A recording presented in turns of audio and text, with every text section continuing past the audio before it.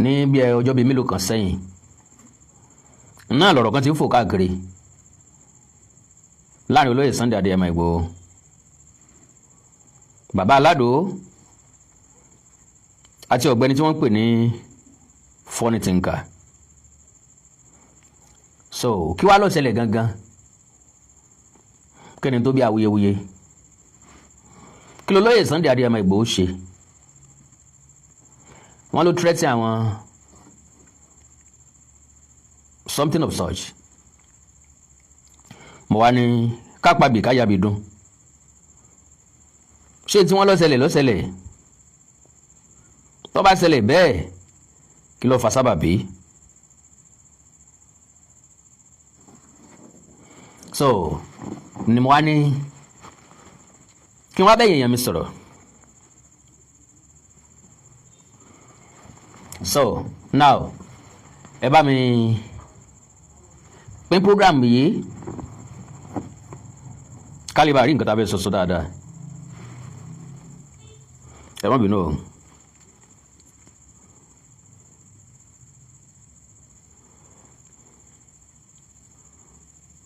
Olóyè Sunday Adéyẹmọ Ìgbòho ṣẹ̀ṣẹ̀ padà sílé ni. Gbogbo alábá Ìgbòho yọ̀, gbogbo alábá Ìgbòho dúpẹ́. Èmi rò pé ó yẹ kí a tún máa gbọ́ awuyewuye nígbà tí ẹni wá dé sílé padà. So ẹ mọ̀ mi bí wọn ò bá rídìí ogun mi ò ní pójú ogun yá. Ọ̀rọ̀ tí wọ́n sọ lálẹ́ yìí, ẹ̀yin ọ̀jọ̀gbọ́n mo fẹ́ kẹ́ bá mi fetí ayọ̀ gbọ́, torí pé tó bá ti ń di lemọ́lemọ́ tó sì ń di gbọmọgbọmọ yóò jẹ́ kàyéfì fún yàn. Mo kí àyèyàn mi lórí YouTube pé ẹ káàbọ̀, bẹ́ẹ̀ sì máa wọlé lọ́kọ̀ọ̀kan èjèèjì. Ẹ káàbọ̀ sáàrin wa. Yóò wù mí tẹ́ bá mi pín program yìí dọ́dọ̀ èèyàn bíi 2-3 tàbá pọ̀ níye a lè sọ̀rọ̀ tá a fẹ́ sọ lẹ́ẹ̀kan náà, yóò lè ní ìtumọ̀ tó yẹ kó ní lẹ́ẹ̀kan náà, yóò lè jíṣẹ́ tá a fẹ́ kọjá lẹ́ẹ̀kan náà. Olóyè Sunday Adéyẹmọ Ìgbòho òun náà ni àwọn ọ̀dọ́mọdé méjì kan ni wọ́n ń gbé pò yẹnu káàkiri. Ọ̀rọ̀ ń ti wá dọ́dọ̀ bàbá wọn, ó ti dọ́dọ̀ màmá wọn, ó ti dọ́dọ̀ godfather wọn. Ta ni godfather wọn? Ọlọ́wọ́ kọ́kọ́rọ́ tí èéfì kọ́gi tó jẹ́ pé èèyàn ní fi kọ́. Ẹnìkan ṣoṣo òun náà ni mo tún rí tí pépà kan tó ń gbé yìí, Sunday Igboho 2027 Sunday Igboho orders abduction of comedian funny thinker, one order for vowing to support Obi for presidency. Can you imagine that? N ò tí ì kó fálẹ̀ o, ìfà ti ń ṣe. Now a máa bára wa sòótọ́ ọ̀rọ̀ lálẹ́ yìí. Ẹjọ́ kìí ṣe tẹni ká mọ̀ mọ̀ dá. Oníkálukú ló láǹfààní láti tẹ̀lé ní tó bá fẹ́. Oníkálukú ló láǹfààní láti sin tó bá gbàgbọ́. Oníkálukú ló láǹfààní láti support ẹni tó bá wù. No dispute about that. Ṣùgbọ́n ọmọkùnrin tí wọ́n ń pè ní funny thinker, máa play nǹkan tó ṣe. Máa play voice note tó lóye Sunday Adéyẹmọ Ìgbòho send. God bless you ẹni tó ra tíkẹ́ẹ̀tì fún, tó ra sticker fún mi. Mo ń bọ̀ láti wá dúpẹ́ lọ́wọ́ yín sánsan. Ṣùgbọ́n ẹ̀bẹ̀ kan ni wọ́n kọ́kọ́ bẹ̀ yín, ẹ dákun torí Ọlọ́run, ẹ bá mi share program yìí. Mo fẹ́ kó dé certain level kí n tó sọ̀rọ̀ once and for all. Ẹ dákun, ẹ dákun, ẹ dákun. Ìdí ni pé akọrin ìlélégbè bí ẹni tí ń jó àsán kan ìlú ni. Ọmọ yẹn lẹ́sọ̀ rẹ̀ bá wọn gbé. Ṣé mọ̀ wípé ẹ̀sìn ọ̀tá ẹni ga ara mọ́tò wọn lálòkù ọkọ̀ lára làbìlàbì tó rí agajọ̀ táwọn ń gbénú. Olórí burúkú ìfẹ́ràn olóríire, ọmọ yẹn lẹ́sọ̀ rẹ̀ ọ̀fẹ́ràn Sunday Igboho látilẹ̀. Ọ̀rẹ́ làwa pé a mọ̀ pé ọ̀tá ni. Lóòótọ́ kálukú wa ló ní àǹfààní àti ẹ̀tọ́ sí ìrònú rẹ̀ tàbí nǹkan tó wù láti ṣe. Kálukú wa ní dédé máa ń jí ni ó mú poro ọ̀nà tó fẹ́ tọ̀. Ibi tí mo fẹ́ sọ̀rọ̀ sí lélẹ̀, ibi tí mo fẹ́ sọ̀rọ̀ bá lélẹ̀ yìí o, like I do say, I will be either for you or against you. bọ́rọ̀ lọ́ọ̀yà náà ṣe rí nìyẹn. Lawyer will either be for you or be against you. Ìsídà kan rojọ́ gbé ọ lẹ́sẹ̀ tàbí kan rojọ́ takò ọ́. Ntí lọ́ọ̀yà wá sí ilé ẹjọ́ nìyẹn. Ntí wọ́n lọ kọ́ nù ọlọ́mọdé arẹjọ́ kì í ṣàdúrà lọ́ọ̀yà. So ṣùgbọ́n àwọn èèyàn kan wà desperate lórí social media. Lára wọn ni Funny Thinker wà. Bàbá Alado ń tiẹ̀ mọ́ ohun díẹ̀. Bàbá Alado kì í fẹ́ ṣe nǹkan tó le. Ohun yìí sì pẹ́ padà. Mo mọ̀ díẹ̀ ni mo mọ̀ Bàbá Alado àsúnmọ́ra dàbí alára. Torí pàjọ ṣe kinní kan wẹ́rẹ́wẹ́rẹ́ lọ́dún 2023 àbí 2022/2023 nígbà tí election bọ̀ lọ́nà. So ìyẹn ò túmọ̀ sí pé bóyá mi ò lè bá sọ̀rọ̀ tó bá ṣe nǹkan tí ò dáa tàbí tí n bá rí pé mo lè pé sákìyèsí torí bí àbúrò ló ń jẹ́. Bàbá Alado dẹ̀ wà responsible. Ẹ kàn lè blame anybody fún anything tán bá ń ṣe gẹ́gẹ́ bí content. Torí pé ibi tá a bá mọ̀ lóde làákìlú mọ́, ibi tí ọgbẹ́ èèyàn bá dẹ̀ mọ́ lórí nǹkan kan náà ni ó ṣe é. So mi blame ìkankan nù wọn. Mi bá gbàgbé mo ti gbé náà wojú ọmọ tán pè ní Funny Thinker yẹn rí lórí ọ̀rọ̀ mọ́sọ̀ òyìnbó ńgbà tó fẹ́ fi tìpátìkùkù lórí ètò mọ́sọ̀ òyìnbó tí mo béèrè pé ṣé agídí náà fi invite èèyàn ni ẹni yóò invite ẹ dẹ̀ fi lọ́rùn lẹ̀ bó ṣe ń kàn lábùkù lọ yẹ̀yẹ́ rẹ̀ igbádogójì èrò wájà kí n tó jáde bí bẹ́ẹ̀ náà ló ṣe ní ọ̀rọ̀ Oríyọmí Hamzat bẹ́ẹ̀ ló ṣe lórí ọ̀rọ̀ Kọ́lá Olóòtú ọmọ Àdábánijà kí ló dé kí ni mo ń ṣèwọ tó yẹ jẹ́ pé àwọn tó bá ga jù ọ lọ tàbí tó wà lókè ńlọ ọmọ fẹ́ fà wálẹ̀ ńlọ ọmọ fẹ́ táàkò ọlọ́ọ̀lẹ́bùn nù ọpọlọ lò kálukú wa ló lórí ọ̀fẹ́ àti lo ẹ̀bùn ẹ̀. So now ìgbéga ẹnìkankan ò sí lọ́wọ́ ẹnìkankan Ọlọ́run ọba nìkan ní gbé ẹ̀dá ga. If anybody promise you I will lift you up baba ńlá rọ ni o ẹni tó ló ń fẹ́ lift èèyàn up ó lè má gbáyé rí ìgbà tí èèyàn bá dókè. Kò sẹ́ni tí ò ní potential náà méjèèjì ṣùgbọ́n ẹ̀jẹ̀ ọmọdé ń gbà míì náà a lè blame ẹ̀ kò sẹ́ni tí ò ṣèwé rí. So ìyẹn jẹ́ láyé ìgbà yẹn lórí ọ̀rọ̀ yẹn bóyá ọdún tó lọ ńlá sọ̀rọ̀ ń pa ẹ̀ ó bú mi ó ṣépè fún mi mo sì fún ní ìwọ̀nba gbólóhùn tí mo lè fún gẹ́gẹ́ bí àgbà torí pẹ́nu àgbà ló bí igbó. Yorùbá ní kò bá kùn gbé ọ̀rọ̀ ń bẹ lódò okùn kágbó ká tó ń bẹ lẹ́nu àgbà ilé fi ní ìta bá fi jọmọdé lọ àìfi hàn bá bá fi hàn àìfi lè lọ́wọ́. The guy is so desperate oríṣiríṣi ọ̀nà ló fẹ́ tọ́ ó sáfẹ́ trend ó ti trend báyìí báwo ni yóò ṣe sustain trending kí ni tó trend lé lórí kí ni sustainability tó trend lé lórí kí ni tó fẹ́ mú jáde ń bẹ at the end of the day torí pé wọ́n máa ń bá àyàn wáṣẹ́ ni wọ́n ì bá àyàn ṣe.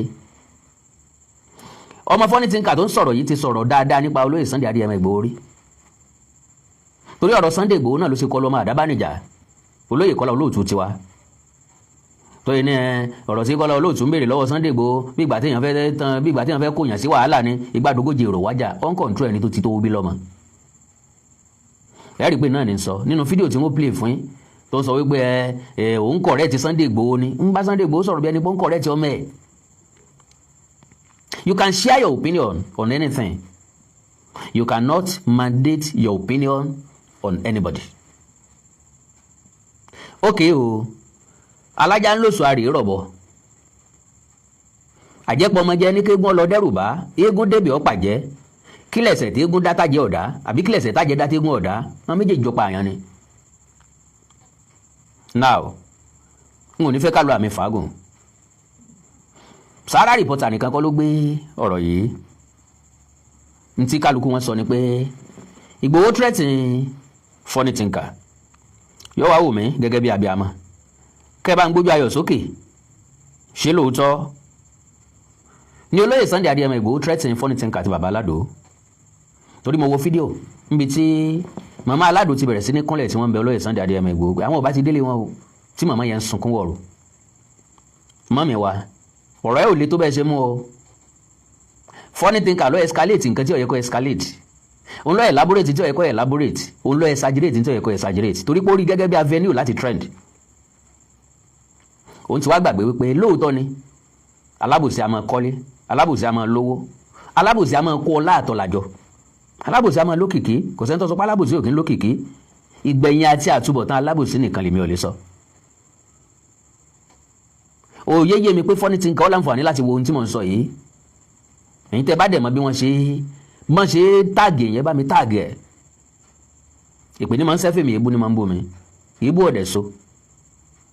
ìpè láọ̀dẹ̀ má gbọ̀nrín, alára tami dànù la wa. ìdí baba lọmọ boko tó bẹ́ pọ̀n. àbíkú ẹ̀ ò ní dàgbà títí kọ́ sọ pọ́jú orí òun ju baba tó bí òun lọ́mọ lọ.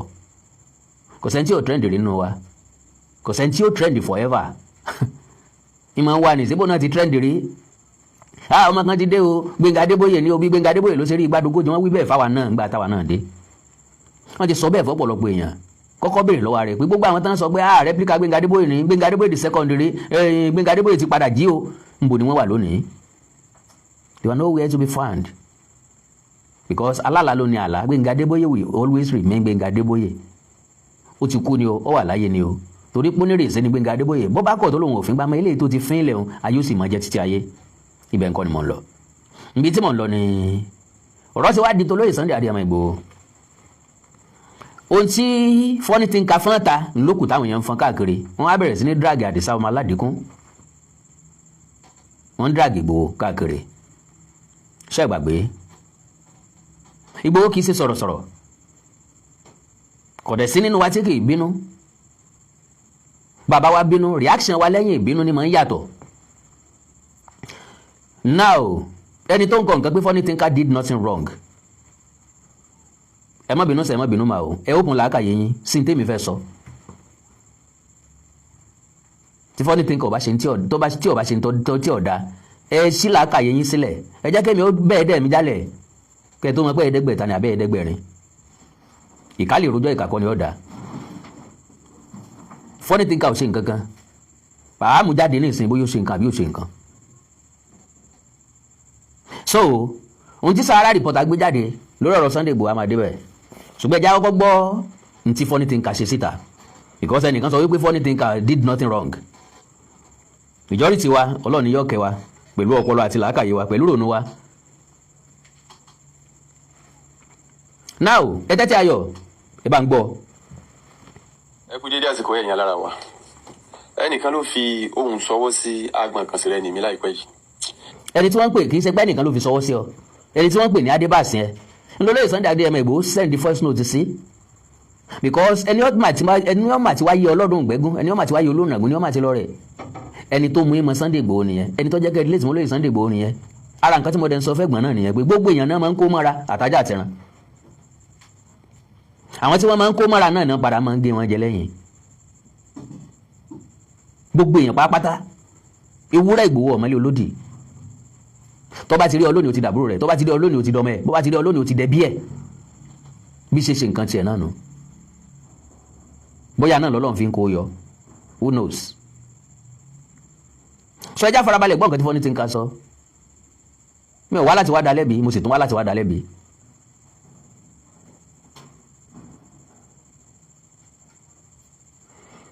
ẹ dákun ẹjá jọ rí gbọ́ náà. Hello Adébàs àti Alado àti Funny Thinker láàrin 24 hours ọgbọ́dọ̀ mú àwọn méjèèjì ọ̀dọ̀ mi délé ọ̀dọ̀ mi Ìbàdàn, tó o bá mú ọ̀dọ̀ mi wàláì ní tí ètí lè sọ pé kó tó lè ṣẹlẹ̀ láàrin mi àti ẹ. mo nígbàgbọ́ pé èèyàn abiyamọ gbọ́ dáadáa. Hello Adébàs àti Funny Thinker àti Alado o gbọ́dọ̀ mú àwọn méjèèjì délé mi Ìbàdàn. ẹ dákun sí threat nìyẹn. ṣé wọ́n ní kán rè pa wọn ni, àbí wọ́n ní kán rí bọ bẹ́ wọn lórí, àbí wọ́n ní kán lọ fi nǹkan ṣe wọ́n. mú wọn wá síwájú mi kí wọ́n wá sọ tán tó sọ yẹn lójú mi, tàbí kán wá bẹ̀bẹ̀. ẹlẹ́sìn apology video, ẹni bò ó sọ pé òun ọ̀gbà apology video pé kẹ́ ẹ wá fúnra lára yín ni, kó òun wá béèrè tó wá fẹ́ béèrè lọ́wọ́ yín. ẹni tó mú ìwá náà ló sọ pé kó mú ìwá padà fúnra lára rẹ̀, ìwọ ló má wọn mọ ìwá sọ́dọ̀ mi, dẹ́ẹ̀ mú wọn wá padà fúnra rẹ̀. threatening wá dà ń bẹ̀. ẹni yẹn dẹ̀ sọ wípé Funny Thinker did nothing wrong. ẹjá wà sensible a bit, ẹjá aláròjinlẹ̀ a bit. nobody hate anybody. tẹ̀tẹ̀ òpópó ti lóminú tẹ́lẹ̀ kójú ò tó rọ̀ sí. gàgà gbogbo kọ́lá àtùpẹ́ ń bá lè pọ̀ ní tán alẹ́. It is not how far but how well. So now ohun tí Igboho try láti sọ ni pé kí wọ́n máa méjèèjì wá sọ́dọ̀ òun. ẹ gbọ́rọ̀ funny thinker o. àkọ́kọ́ náà bọ́ bá ṣe bí ìṣe tèmi ikú kan ò ní pàgbà kí wọ́n wá po lórí rẹ̀ ti lágbo ara o. sọ̀rọ̀ òkú náà sọ ń bẹ̀ kí ni tó jẹ́ mọ́rọ̀ òkú nù tán tí a play yẹn nìsín. èyí tó túmọ̀ sí pé kò sí ní tí ó ṣẹlẹ̀ ṣùgbọ́n àyíbá mọ̀gbà tómi pa ní bí ọtí àìsí mọ̀gbà tí orí a máa ṣe bí ẹni fẹ́ wújú sí apá ẹni lọ ni mo ṣe pé kí n fi ọ̀dọ̀ yín ná kí àwọn ìjọba náà ó sì take note tó bá jẹ́ wípé ọ̀tọ̀ ó sì tọ̀nà láti máa dúnkokò mọ́ èèyàn nínú ìlú tó lọ́ba tó ní jòyè ẹ bá ní fi èyí pamọ́ ná ẹ̀yin alára wa mọ̀ ń bọ̀ wọ́n èdè. ẹ máa gbọ́ mi. ẹ kú dédé àsìkò ẹ̀yin alára wa àkọ́kọ́ ní ẹni àtìrànmọ́ ò gbọ́dọ̀ dákẹ́ tó bá ṣe bẹ́ẹ̀ yọ jẹ̀bi ọ̀rọ̀ lórí àwa àti Monday Igboho ọ̀rà tá a ti ń bá bọ̀ látànà. now olóyè Sunday Adéyẹmọ Igboho ni ó di Monday Igboho ọ̀rà. olóyè Sunday Adéyẹmọ Igboho ló di Monday Igboho ọ̀rà. àbí ká béèrè lọ́wọ́ funny thinker is there another video or another voice note tí Sunday Igboho ti sọ̀rọ̀ tàbí lè sọ pé ó mìíràn nǹkan kan o àbó fẹ́ ṣe nǹkan kan o àbí ó wà after nǹkan kan àbí ó wà into something sójú voice note eléyìí tí mo play yẹn náà lọ. mo rí olóbó kan gbà láàárọ̀ yìí pé wọ́n ti wá Alado lọlé ẹ nílò láti wá Alado lọlé o. ta ló wá Alado lọlé síbẹ̀ tó mú Alado àti wọ́ ọmọ Sunday Igboho ló wá Alado lọlé. ẹ nílò láti máa wá ọmọ ọlọ́mọ káàkiri torí pé Alado kọ́ ló sẹ̀yìn èmi lẹ pé mo sẹ̀yìn èmi tẹ́sí ni mo sẹ̀yìn rèé nígbà tí ẹ̀ ń pe gbogbo àwọn èèyàn kí wọ́n máa pè mí mo ní correction ni mo ṣe mo correct yín lórí nǹkan tẹ́ ẹ sọ ní kì í ṣe pé bóyá nǹkan tí mo ṣe lòdì sófin ẹ̀yin gẹ́gẹ́ lẹ́ lòdì sófin nípa mímọ sọ wípé ẹni tí ẹ bá bí ìyá láyé ẹ̀dá ó gbé Àtíkù àbí òbí wèrè kan wálẹ̀ Yorùbá ṣé tí mo sọ ti yé bẹ́ẹ̀ yẹn lára wa ẹ̀yin lẹ́ lòdì sófin torí pé òfin orílẹ̀-èdè gba ẹnikẹ́ni láàyè pàápàá jùlọ olóṣèlú pé olóṣèlú láti campaign yẹn ní ìwé ẹ̀ tó bá wù ní ti gbòòrò orílẹ̀-èdè yìí. now ẹ jẹ́ kí n sáré rán ọ̀gbẹ́ni tí ń sọ̀rọ̀ yìí àti àwọn tí wọ́n ń support ẹ̀ pàápàá jùlọ ń comment section kí n sáré rán wọn létí ń pé ní 2023 kò sẹ́ni tó tó bẹ́ẹ̀ láti campaign Bọ́lá Tinubu ní east ní south east ní gbogbo ìpínlẹ̀ tó jẹ́ ti Igbo kò sẹ́ni tó tó bẹ́ẹ̀ láti dárúkọ àwọn tó lẹ pósítà Tinubu wọ́n lù wọ́n fẹ́ lù wọ́n pa ẹni tó dìbò fún Tinubu ń bẹ̀ wọ́n lù wọ́n fẹ́ lù pa láti polling unit ń bẹ̀ láti pé voting center ní gbogbo ilẹ̀ Igbo pàápàá kò síbi tó ti máa rí picture Bọ́lá Ahmed Tinubu kí ni wọ́n ń sàwá Yorùbá ọgbà àgbọ́njú ìmọ̀ àmọ̀jú ń yọ wá lẹ́nu ìfẹ́ àníjù a mọ̀ sí bí ẹni tó jẹ́ saint a mọ̀ sí bí ẹni pàwọ́ la fẹ́ràn ẹ̀yà míì ọ̀dẹ̀ fẹ́ràn yín ẹ mọ̀ sí bí ẹni pẹ́ ilẹ̀ kó yàn mọ́ra jù tí Sunday Igboho bá sọ bẹ́ẹ̀ tí Sunday Igboho mì ní ẹ̀ kálukú ló máa choose ẹni tó bá fẹ́ tẹ̀lé ẹni tó bá wù mí mọ́ máa tẹ̀lé nobody will teach me who to follow and who not to follow. kí ló dé táwa náà ò fohùn ṣọ̀kan rí lọ́dọ̀ wa tàbí táwa bá fohùn ṣọ̀kan kí ló dé táwa máa wòran. o lè lópinion tiẹ̀ lóòótọ́ ni and okay o ńgbà tó wá sọ̀rọ̀ o tó mọ̀ pọ̀ correct tó lè Sunday Adéyẹmọ Igboho ni tó sì mọ̀ wípé ọ̀rọ̀ tó sọ lòdì sófin ìwọ gangan sọ fúnra lára nísìnyí bó lóye Sunday Adéyẹmọ Igboho ló lòdì sófin nípa ìsọ pé kẹ́ni kankan mọ̀ wá kọ́ campaign nílẹ̀ Yorùbá ṣé campaign ti dé ṣé wọn ò wá campaign ṣé wọn ò ní wá campaign ẹ bá wá campaign bó ni wọ́n ti dá dúró ṣé tó wà ní Ìbàdàn ni ó di ẹni tó bá fẹ́ campaign lẹ́kìtì lọ́wọ́ àbẹ tó bá fẹ́ campaign l'Ondo àbẹ tó bá fẹ́ campaign l'Èkó àbẹ tó bá fẹ́ campaign l'Ògùn state kí ló dé tí àmọ̀jù tí ibẹ̀kùn sàárẹ̀ jẹ́ tí máa ń ṣe wá gbogbo ìgbà. nígbà tá ẹ sì pé ó bí inú ẹ ń pe àwọn àgbàlagbà kan tí mo ní àpọ́nlé fún pàápàá jùlọ Dr. Ayéfẹ́lẹ́ wọ́n pè mí ó sì ṣàlàyé fún wọn pé ṣé n tó fi wúyè. ẹnikẹ́ni tí èèyàn bá ṣẹ̀ tó bá pè èèyàn kan ẹ bá ń kìlọ̀ fọ́mọ yìí sẹ́ni yẹn fẹ́ ṣèèyàn níjàmbá ni àbọ̀ fẹ́ kéèyàn kọ̀rẹ́tà rẹ̀ kí wá ló mú threatening dání ń bẹ̀ àwọn point tí mi fẹ́ mú jáde nìyẹn ọ̀rọ̀ threatening dá ń bẹ̀ Adébás àtàládò àti funny thinker mú wọn délé mi within 24 hours.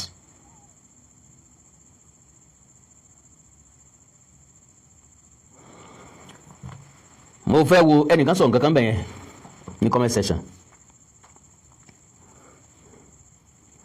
sorry ẹ má bínú o.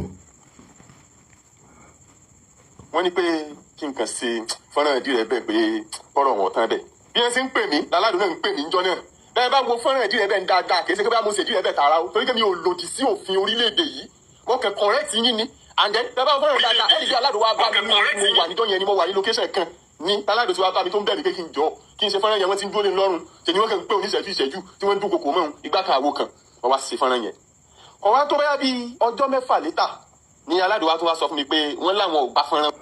ẹni tó sọ wípé Tinubu campaign in all eastern state ṣé wọ́n wá rí pósítà Tinubu ní all eastern state yà ó campaign gbogbo òlu sọ wá rí pósítà ẹ̀ sọ rí pósítà ẹ̀ sáwọn òbí ọ̀wá campaign nílẹ̀ Yorùbá sáàtì kọ́ campaign nílẹ̀ Yorùbá níbi tí kálukú wọn lè rìn dé sí wọn campaign bẹ̀ sẹ́nìyàn kan stop wọn a ti mọ̀ pọ́pọ̀lọpọ̀ ọmọ àlè ni ó tẹ̀lé wọn náà kò dẹ̀ sẹ́ńtọ́ sọ pé kẹ́ ẹ mọ́ tẹ̀lé wọn.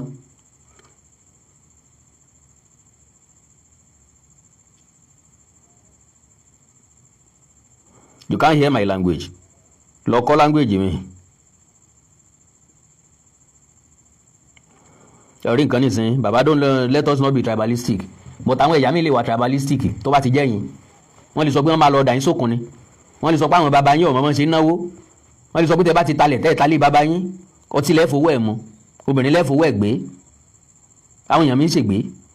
Pé àfi kí wọ́n wọ́ ẹ̀mí wá kí èmi wá fẹnu tèmi gbolẹ̀ níwájú àwọn. Can you imagine? Ẹ̀dẹ̀ náà threat yẹn. Àfi ká wọ́ ẹ̀mí wá kí èmi wá fẹnu mi gbolẹ̀. Kò wá bẹ̀bẹ̀ ló ń jẹ́ bẹ́ẹ̀. Bọ́ọ̀ bá dẹ̀ lé bẹ̀bẹ̀ ò lé bẹ̀bẹ̀ náà nìyẹn. So what else? Tọ́ agbọ̀njà wa bá dé ìmọ̀ǹdé gbòòrà tí ẹ bá rí nǹkan kan tó lòdì sófin inú fọ́nrán tí mo ṣeun fóònù nọ́mbà mi rèé. Ta ló máa play fóònù nọ́mbà ẹ fáwọn èèyàn. Now mo kí gbogbo ọmọ káàárọ̀ oòjíire bí.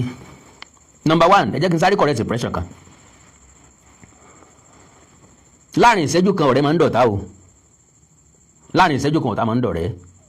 N tó mú mi wá gangan ni pé this same funny thinker ó ti sọ tó dáa nípa olóyè Sunday Adéyẹmọ Ìgbòho rí.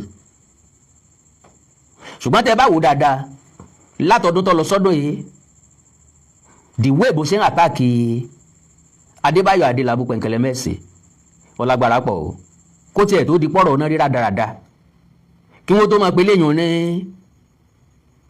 ọba kábíyèsí òkùnkùn àbí nǹkan kábíyèsí òkùnkùn bírímù ní ọmọ fọ́ ní ti ń ka yìí ti ń àtàkẹ́ ní ti ń pé láyé kò lè jẹ gọ́fúnà. I was like ṣé wọ́n nìkan ló dìbò ìpínlẹ̀ Ọ̀yọ́ ni tó fi ń sọ pé tó fi lẹ́nu àti jáde pé nìkan ò ní wọlé àbí wọ́n ní godfather ti ń gbé wọn wọlé kí lágbára tiẹ̀ ìbò mélòó ló ní bí mo ṣe jókòó ní sinmi ní ìjùbò kan ṣoṣo lọ ìlẹ̀ ever promise ẹnìkan pé yọ wọlé kẹ́nìkan sọ pé wọ́n á campaign fóònù ní ìsìn kí wọ́n sọ pé ẹ ti wọlé àbẹ́ wọlé sẹ́mi nìkan ni mo dìbò ni.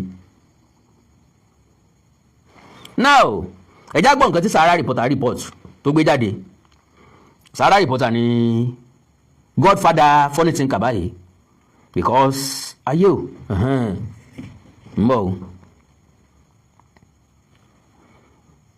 àìmúlẹ̀ amọ̀yàn lọ́rọ̀ tèmi tá a bá ṣẹ́gun ọlọ́tẹ̀ ká mọ́ lọ́tẹ̀ dé èmi ò ní sọ̀rọ̀ àríìrí sọ.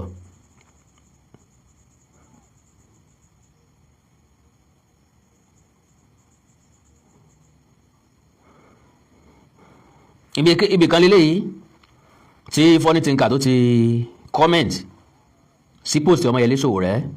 Thank you so much Sahara Reporters. May God continue to bless Daddy Ọmọyẹlé Sowore. Ẹ kàn take note ẹni o. Now tí Sahara gbé jáde lélẹ́yìí leaked audio Sunday Igboho orders abduction of TikToker. Funny thinker who filed support for Peter Obi issues 24-hour ultimatum. Ní tí mo fẹ́ proof jáde ń bẹ̀ nìyẹn. Nbo náà ti sọ pé wọ́n fẹ́ abduct ẹ̀ nínú voice note tí mo play yẹn. Ẹ má jà wà sentimental. Ẹ má jà wà too emotional lórí issue tó bá ṣẹlẹ̀. Bí nǹkan bá ṣẹlẹ̀ séèyàn méjì kálukú ni ó lò lólùfẹ́ tiẹ̀. Kò ní burúburú kọ́ mọ́kẹ́ nìkan kan mọ́ yàn. Ìwọ̀n bá pélé mọ́lẹ̀ tí yóò lè sọ òótọ́ ọ̀rọ̀ tí yóò lè wí tasaran fasaran tí yóò wí fún aṣọ àràn kọ́ mọ́ sọ àràn tiẹ̀ mọ́. Ìwọ̀n bá pélé mọ́ ni ìran káàrọ̀ òjíire àmọ́ díjú sí òótọ́ ọ̀rọ̀ ń gbà mí. Now Sahara Reporter ní àwọn ẹgbẹ́ kan issue statement ẹjẹ́ àjọ farabalẹ̀ gbọ́. The statement accused Igboho of remaining silent over the kidnapping and killing of Yoruba people who disagree with his political stance. Àwọn èèyàn wo ni wọ́n ní pè níjà security tó wá jẹ́ pé àwọn èèyàn yẹn gbà tá a wádìí wọn wọn ò ní simple wọn disagree pẹ̀lú political stand Sunday Igboho. Igboho ṣẹ̀ṣẹ̀ tó kó ibì kan dé ni. Are you expecting him láti dédé bọ́nu gbó mọ wá Fúlàní kan káàkiri láì sọ mímọ̀ sí ìjọba ń bẹ̀, láì sọ ǹtẹ̀ kankan tó sọ pé ọ̀dà àgbà mọ̀ ṣe lọ? So tó bá tún wá mu kẹ́ẹ̀tún lè sọ wípé aláṣejù ló ń gan, aláṣejù ti pọkàn bàbá tí pọmọ́ bàbá. Ṣebí Yorùbá social cultural group ìgbìmọ̀ májèlé ó bàjẹ́ ilẹ̀ Yorùbá oríṣiríṣi ẹgbẹ́ ló máa ń kóra wọn jọ at any point in time. Àtàwọn tó relevant àtàwọn tí ò relevant. Àtẹgbẹ́ tí wọ́n fowókọ rẹ̀ lẹ̀ àti ilé ìtàn fowókọ rẹ̀ lẹ̀ wọ́n kàn sáàdédé sọ orúkọ, wọ́n dọ̀dọ̀ ká sáàdédé sọ ẹgbẹ́ kan lórúkọ tàbí sọ orúkọ fẹ́gbẹ́ kan wá láwọn náà ń jà fúnra Yorùbá. Because àwọn tẹ́ dárúkọ yìí nìsín ìgbìmọ̀ májèlé ó bàjẹ́ ilẹ̀ Yorùbá, we don't know them. ń bo wọn wà ń bo lọ́fíìsì wọn. Kí ni tán ti ṣe fúnra Yorùbá rí? Ẹ̀mí ló wọ́n ti gbẹnu wá sọ̀rọ̀ rí. Kí ni ń ṣe àwọn tí wọn ò fi lè fèsì àwọn onísùnmọ̀mí àtàwọn ajínigbé? Kí ló kó àwọn lọ́wọ́ kọ́? Kí ló dá àwọn lọ́wọ́ kọ́? Nbo ni wọn ò ti jẹ́ kó bàjẹ́, kí ni wọn ò jẹ́ kó bàjẹ́, kí ni tí wọ́n tún ṣe ilẹ̀ káàrọ̀ òjìrè, kí ni impact wọn ní society? We don't know them, I don't know them. Nbo lọ́fíìsì wọn, kí ni wẹ́bsáìtì wọn, kí ni nọ́mbà ẹni tó jádarí wọn, iṣẹ́ kí ni wọ́n ṣe fúnra Yorùbá rí? Nbo wọn ti bẹ̀rẹ̀ ọdún wo wọ́n bẹ̀rẹ̀ ọdún wo wọ́n kẹ́gbẹ́jọ? Àbẹ́gbẹ́ táwọn ọmọ Yíbò ọkàn déédéé lọ sọ lórúkọ ọmọ Yorùbá tí wọ́n máa fin Yorùbá, tí wọ́n máa fẹ́ràn Yorùbá lápé ńbẹ̀, tí wọ́n máa stress ìran Yorùbá láti bẹ̀, tí wọ́n máa fúnran Yorùbá ní wàhálà láti bẹ̀, tẹ́ máa rò pọ́mọ Yorùbá ní ṣe. Ẹ lọ wo orí Facebook káàkiri ẹni rọ́pọ̀lọpọ̀ Adékúnlé tó sì jẹ́ pọ́mọ Yíbò níbẹ̀ lábẹ́ aṣọ, ọ̀pọ̀lọpọ̀ Bọ́ba Jíròrò tó jẹ́ pọ́mọ Yíbò níbẹ̀ lábẹ́ aṣọ, ọ̀pọ̀lọpọ̀ Ọláwálé Ọlákúnlé Ọláyẹmí tó jẹ́ ọmọ Yíbò níbẹ̀ lábẹ́ aṣọ. Wọ́n mọ̀ bá ṣe ṣe fake Facebook account káàkiri, fake Instagram account káàkiri, fake TikTok account káàkiri. Orúkọ ọmọ Yorùbá lẹ́mọ̀ rí, ọmọ Yorùbá náà ni ọmọ takò ẹ̀ máa wò pé akíní ń ṣe Yorùbá tí ń takò Yorùbá ẹ̀ ní mọ̀ pọ̀ ọmọ Yíbò níbẹ̀ lábẹ́ aṣọ. So Yorùbá social cultural group ìgbìmọ̀ májèlé ó bàjẹ́ ilẹ̀ Yorùbá as one self-acclaimed Yorùbá activist Sunday Adeyemo, popularly known as Sunday Igboho, to stop intimidating Yoruba citizens over political differences and instead focus on confronting Fulani terrorists now occupying parts of Kwara State. Ẹ̀yin náà mọ̀ ní Kwara náà. Ẹ̀yin náà lè lọ fèsì àwọn Fulani tó fèsì Kwara. Àbẹ́sẹ̀ ń ròyìn ni. Sẹ́yìn ọ̀rọ̀ láti mú nǹkan jà. Àbẹ́ ẹ̀mọ̀ náà bẹ̀. Bẹ́ẹ̀ bá mọ̀ náà bẹ̀ sọ pé kó júwe fún yín. Ẹ̀yin náà lọ fèsì àwọn Fulani. The group accused Igboho of threatening Yoruba people who do not share his political views. Èèyàn mélòó ni Igboho ti threaten? Particularly those who do not support President Bola Ahmed Tinubu, describing his action as contradictory to his earlier claim of fighting for the liberation of the Oduduwa Republic. So, àwọn tí ó support Tinubu wọ́n lè má support Tinubu. Gbogbo ọ̀ràn Yorùbá kọ́ ló support Tinubu níbẹ̀rẹ̀. Gbogbo ọ̀ràn Yorùbá ọ̀dẹ̀ tó lè support Tinubu lẹ́lẹ́kejì. Bí Tinubu ó wọlé bí ó wọlé, ẹnìkan ò tí ì lè sọ. Torí pé yín di ẹni ìyá ẹ̀ ò tí ì pa àti mọ̀ bọ́yọ́ ọmọ ń bẹ nú ẹ̀ àbí ò sí nú ẹ̀ a sì tí ì lè mọ iye ọmọ tó bí. In a statement issued on Friday by the convener of the union, Olúṣọlá Bádéró mbolo ti jáwá sí olókùn lọ́rùn, and signed through the organization's home director, Princess Balogun, organization home director. Àwọn ẹgbẹ́ tí ò ní lẹ́sẹ̀ ńlẹ̀ Nàìjíríà, wọn ò mọ̀ yẹn kankan Nàìjíríà. Wọn ò lẹ́gbẹ́ ní Nàìjíríà, òkè òkun ni wọ́n ti dẹ́gbẹ́lẹ̀. Irú wọn náà pè mí bí ọdún méjì sẹ́yìn àbọ̀dún kan sẹ́yìn. Wọ́n láwọn kẹ́gbẹ́jọ, àwọn fẹ́ fi jà fúnra Yorùbá. Àwọn ní èdè mẹ́bẹ̀, ìbéèrè mẹ́ta mo béèrè lọ wọn exist mọ́. Ìbéèrè ọ̀nà ni pé mẹ́bàá lè èèyàn fẹ́ mọ wá sórí program mi láàrin yín láti mọ kéde evangelism ẹgbẹ́ yìí àti ìtẹ́gbẹ́ yìí ní gbogbo tí wọ́n là kalẹ̀ ètò tó dáa ni. Ṣùgbọ́n àwọn àwòlọ́wọ́ àwọn grand kò séyàn kan. Ẹnìkan oṣù tó wà ń lọ́wọ́ l'Abuja àbí Kogi. Mo ní kò lè work. Oríṣiríṣi bẹ́ẹ̀ ni wọ́n ń dẹ́gbẹ́lẹ̀ bẹ́ẹ̀. Wọ́n dẹ̀ register ẹgbẹ́ ọ̀nà. Wọ́n dá platform kalẹ̀ lórí WhatsApp. Ọ̀tọ̀ ni tí wọ́n discuss ń bẹ̀. Irú ẹgbẹ́ bẹ́ẹ̀ náà lélẹ́yìí. So, Princess Balogun, the group criticized Igboho for allegedly supporting the administration of President Bola Ahmed Tinubu, while, according to them, insecurity continues to plague Yoruba communities. Say Tinubu ló bẹ̀rẹ̀ insecurity. I am not here to justify anything or anybody. Kálígbà tí Tinubu débẹ̀ ní security bẹ̀rẹ̀ nísìnyí, gbogbo alájọ máa fàyẹ̀. Ìyá ọ̀gbẹ́ni orí kìíní ìṣe ò lérí kìíní ìṣe o. etí yín ò di ojú yín ọ̀fọ́ ńgbà táwọn ọmọ ará òkè ọya ń jáde fúnra wọn páwọn gangan ni problem insecurity. chief of army staff jáde ó láwọn ń gbìyànjú agbára wọn àwọn dẹ̀ ṣe ń tán láti gbìyànjú agbára wọn ṣùgbọ́n tán bá fẹ́ kọ́ tán àwọn ìpínlẹ̀ báyìí ó dárúkọ Yobe ó dárúkọ Borno àwọn náà láti iṣẹ́ pọ̀ pẹ̀lú àwọn Kennedy tán fi gbọ́dọ̀ iṣẹ́ pọ̀ pẹ̀lú àwọn ni pé àwọn tán ń pè lájínigbé tán ń pè Boko Haram wọ́n dá wọn mọ̀ àní wọn ń gbé níbo wọ́n ti ń oúnjẹ tán jẹ ṣé wọn ìmọ̀mi rárá ni sásọ kan ni wọ́n ń wọ̀ throughout ilé ayé wọn ni ń bá ní àwọn èèyàn kan náà sùn bíbì kan wọ́n ti lọ pé wọ́n mọ̀ wọ́n ńlá fi sọ wípé bàbá fẹ́ kí wàhálà ikú ọ̀tán ká pààyè ikú tàbí bàbá ikú òdín wàhálà ikú kù a gbọ́dọ̀ pààyè ikú ká pa bàbá ikú ká pa àbúrò ikú ká pẹ̀gbọ́n ikú ká pọ̀nkú ikú ká pa gbogbo mọ̀lẹ́bí ikú ńlọ lè mú wàhálà ikú tán ẹ fẹ́ kí ìjìnigbé ó dẹ́kun àwọn tí wọ́n ń ṣekú oró pa àwọn èèyàn tí wọ́n dédé wọnú abúlé tí wọ́n dẹ̀ kíná bọlé tí wọ́n dédé máa yìn wọ́n bán bàbá fẹ́ ràn wọ́n pátápátá àfi ká fà wọn kalẹ̀ bá dá wọn mọ̀ Tinubu kọ́ ló bẹ̀rẹ̀ insecurity ó ti bẹ̀rẹ̀ látàyè Goodluck Jonathan àbọ̀ escalate ó increase láyé Goodluck Jonathan torí ẹ̀ lẹ́sí lé Goodluck Jonathan lọ ọlọ́tàn kẹ́ tó mọ̀ pé bàbá dáadáa ni ẹni Buhari ajagunfẹ̀yìntì Muhammadu Buhari torí bọ́jà jagunjagun òní ọba ń lé sí ní ọba ń lé àwọn Boko Haram jìnnàjìnnà òun ló lè ṣẹ́gun insecurity torí kó ti ṣe sọ́jà rí ọlọ́dún mẹ́jọ kò rí nǹkan kan ṣe o wọ́n pọ̀ sí lójoojúmọ́ ni o ń gbọ́ ya àwọn ní káwọn oníròyìn ọmọ sọ̀rọ̀ nípa ẹ̀ mọ́ kó má bàa máa dẹ́rù bẹ̀yìn aráàlú ṣe Tinubu wá ni ilé ìtẹ́ẹ̀dẹ̀ lọ́wọ́lẹ̀ káàrọ̀ òjíire a ti fún inú solution tipẹ́tipẹ́ tẹ̀lé ní dídúró ti gọ́ọ̀mẹ̀ntì láti gbógun ti insecurity bí ìgbà téèyàn tan rẹ̀ bí ìyá àbèjì ni tí wọ́n lọ́mọ rẹ̀ ń tán ní nǹkan nù táyé ń kọ́tọ́ lọ́wọ́ lọ́ra sọ lẹ́kọ̀ọ́ tó sì jẹ́ bó ó ti sìn ọmọ ti jáde láyé ọ̀tàn rẹ̀ ni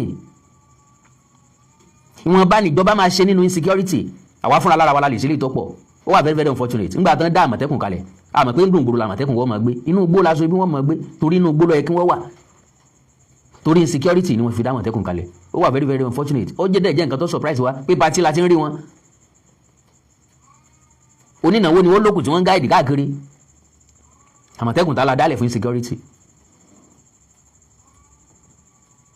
So ọ̀rọ̀ ṣe wá dọ̀rọ̀ Bọ́lá Ahmed Tinubu gangan ṣe lè ṣe ológun béèrè nǹkan Bọ́lá Ahmed Tinubu ò ṣe ni àbí wọ́n ní Bọ́lá Ahmed Tinubu ló ń pàdọ̀ wọn ni àbí kò because kò yéèyàn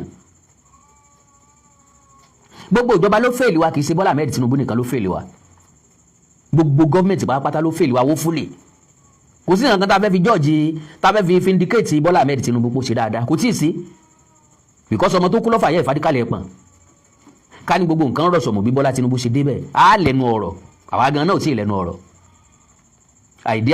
idea là ń gbọ́ policy là ń gbọ́ ìrìtá jẹ́ǹbi policy ọ̀la àti ìmọ̀ ìrìtá jẹ́ǹbi policy ọ̀la àti ìmọ̀ ọdún mẹ́rin sì ti ń tẹnu bọ̀pọ̀ in reality tọ́rẹ́jọ́ ìjẹ́tẹ̀ ní ká mọ̀ dá ṣùgbọ́n yeye mi pé ńgbà tí Bọ́lá Ahmed Tinubu bá wá campaign fún second term dandan ni kó fi nǹkan kan campaign ní tó bá fẹ́ fi campaign àjọ rí bóyá àwò tí mọ̀ á lè mọ̀ bóyá àti rí á lè rí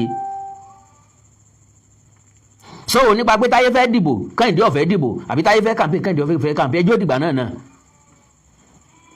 ẹran tẹ́ ẹ̀ tí ìpalẹ̀ ń tà fún yàrá ọ̀rọ̀ tí ò tí ì ṣẹlẹ̀ ló ń dìjà lọ́wọ́ báyìí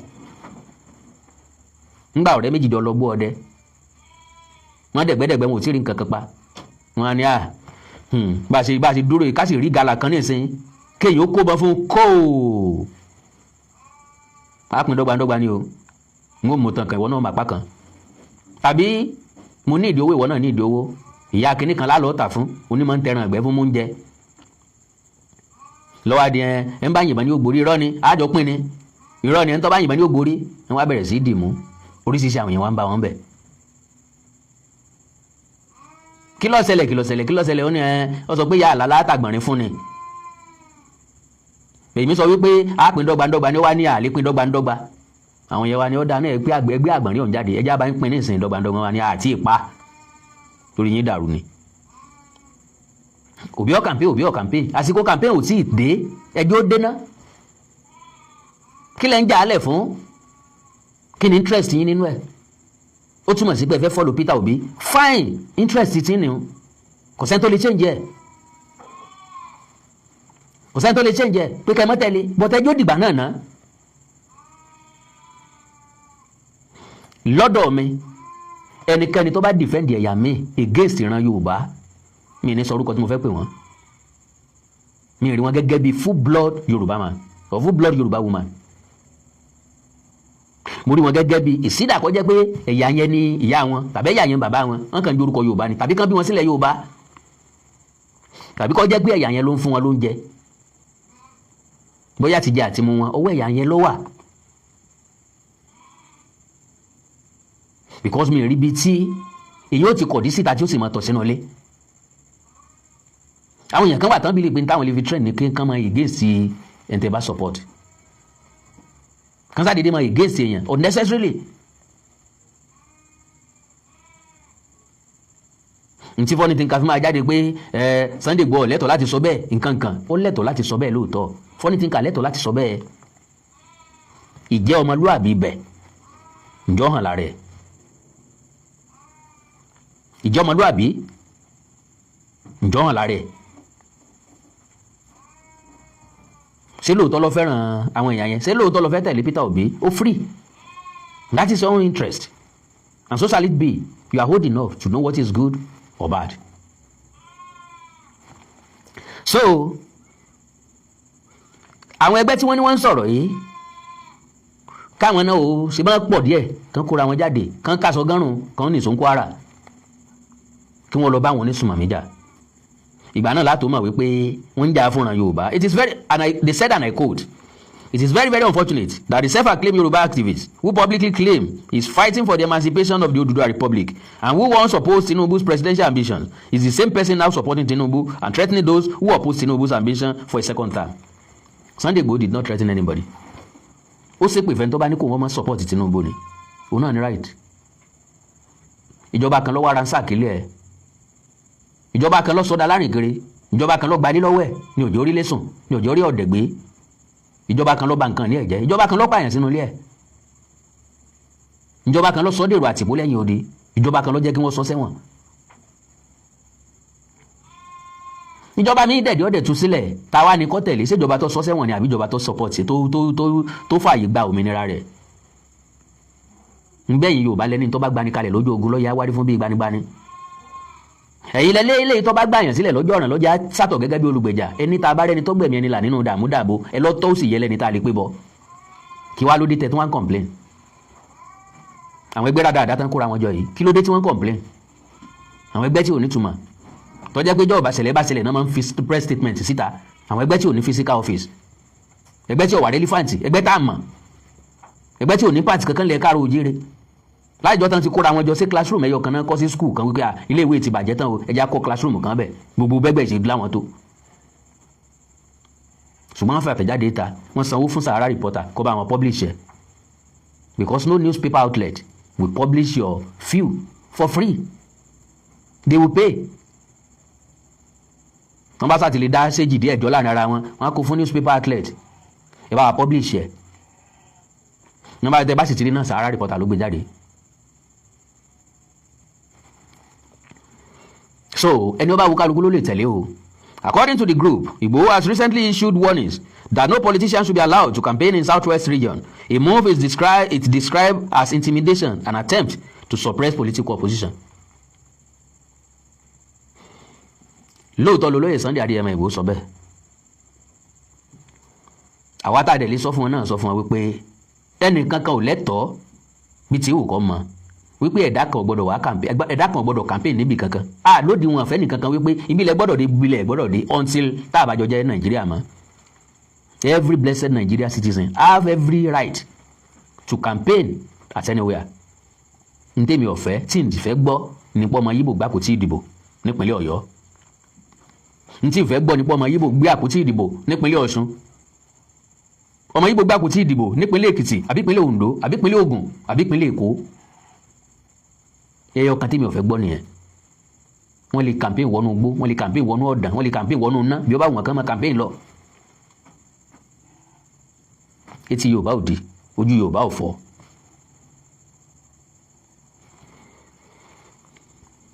It has come to our attention that Sunday Igboho is mo quote ọ̀rọ̀ wọn ni o, that Sunday Igboho is threatening Yoruba people. Lọ́nà wo Yoruba people wo ló ń threaten? He has done that publicly in one of the videos currently going viral, where he warned that no politicians should come to the southwest for campaign. No politicians should come to southwest. Some of you náà ní tó wá ń come to southwest. Láti ibo náà ti ń bọ̀ wá sí southwest. No politicians should come to southwest.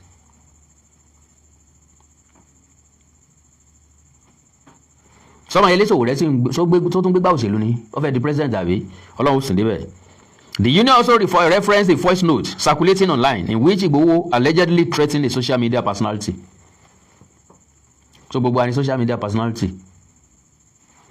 And I quote, in another voice note, he was threatening and allegedly ordering the abduction of a TikToker known as Ndarukwe, who filed support for Peter Obi and gave him 24 hours ultimatum. So that means àwọn ẹgbẹ́ táwọn náà ń sọ̀rọ̀ yìí ẹgbẹ́ tí ń jà fún Peter Obi ni. Ṣé mo ti wá jánà báyìí? Ẹgbẹ́ tí ń jà fún Peter Obi ni because ìtàn wà after nìyẹn. So táwọn náà ń gbìyànjú àti sọ ni wípé Peter Obi welcome ní southwest. Ó welcome lóòótọ́.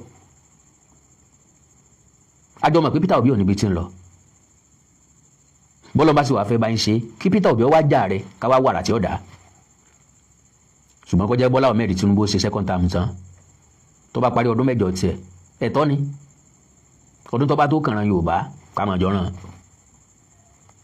Ṣùgbọ́n ilé tí ń bá bọ̀ yìí kan jẹ́ kó parí ẹ̀ ná. Ilé táwọn after nìyẹn mi ò kàn pé fẹ́ nìyẹn kan o. Ṣùgbọ́n ọdún kẹrin tí ń bọ̀ ọdún kẹrin kejì tí ń bọ̀ kí Bọ́lá Ahmed Tinubu ṣe.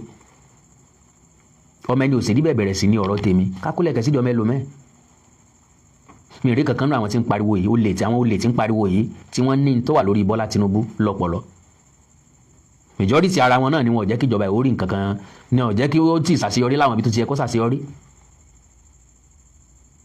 Ẹ bá béèrè ọ̀rọ̀ lọ́wọ́ olórí burúkú wọn nísìnyí wọ́n mọ̀rọ̀ láti sọ wípé ìjọba ẹ̀ ò dá ibi tó kù sí ilé ṣùgbọ́n náà wo ni ó fi gòkè sí wọn ò máa lọ́pọ̀lọ́ kankan lórí. Irú ẹ̀ náà làwọn ẹgbẹ́ wèrè náà láwọn ń tẹ̀lé lẹ́yìn. Òun náà làwọn ẹgbẹ́ yìí sọ̀pọ́tì torí wọ́n ti rí ọ̀gbẹ́ni Fọ́nì tí ò tí ń kì gẹ́gẹ́ bí ìkan lára wọn. Pé ibi táwọn tẹ̀sí lò náà tẹ̀sí ló jẹ́ kán make reference nínú ẹ̀.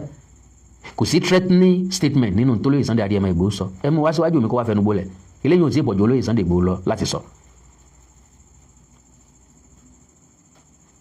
Níbo náà ti wá threat ń bẹ̀.